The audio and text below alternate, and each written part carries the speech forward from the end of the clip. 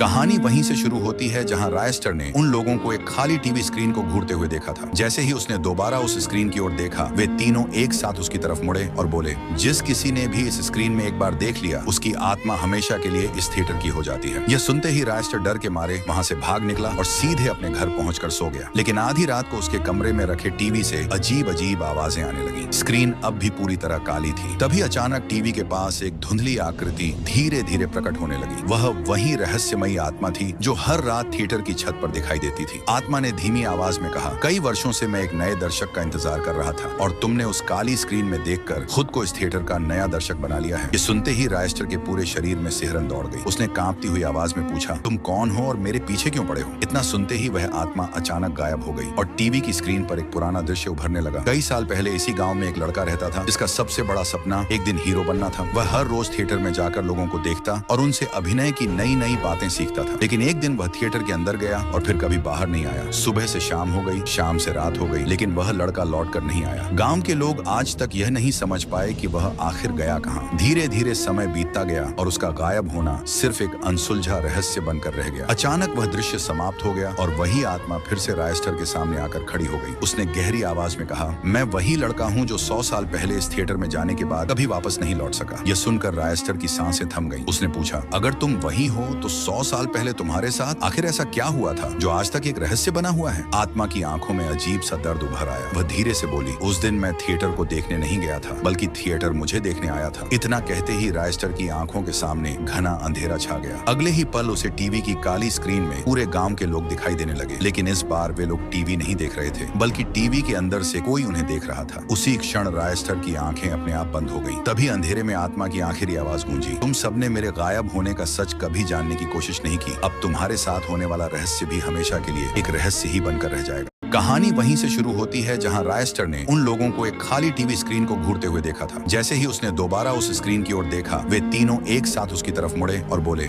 जिस किसी ने भी इस स्क्रीन में एक बार देख लिया, उसकी आत्मा हमेशा के लिए इस थिएटर की हो जाती है। यह सुनते ही रायस्टर डर के मारे वहां से भाग निकला और सीधे अपने घर पहुंचकर सो गया। लेकिन आधी रात को उसके कमरे में रखे टीवी से अजीब अजीब आवाजें आने लगी। स्क्रीन अब भी पूरी तरह काली थी। तभी अचानक टीवी के पास एक धुंधली आकृति धीरे धीरे प्रकट होने लगी। वह वही रहस्यमयी आत्मा थी जो हर रात थिएटर की छत पर दिखाई देती थी। आत्मा ने धीमी आवाज में कहा, कई वर्षों से मैं एक नए दर्शक का इंतजार कर रहा था और तुमने उस काली स्क्रीन में देखकर खुद को इस थिएटर का नया दर्शक बना लिया है। ये सुनते ही रायस्टर के पूरे शरीर में सिहरन दौड़ गई। उसने कांपती हुई आवाज में पूछा, तुम कौन हो और मेरे पीछे क्यों पड़े हो? इतना सुनते ही वह आत्मा अचानक गायब हो गई और टीवी की स्क्रीन पर एक पुराना दृश्य उभरने लगा। कई साल पहले इसी गाँव में एक लड़का रहता था जिसका सबसे बड़ा सपना एक दिन हीरो बनना था।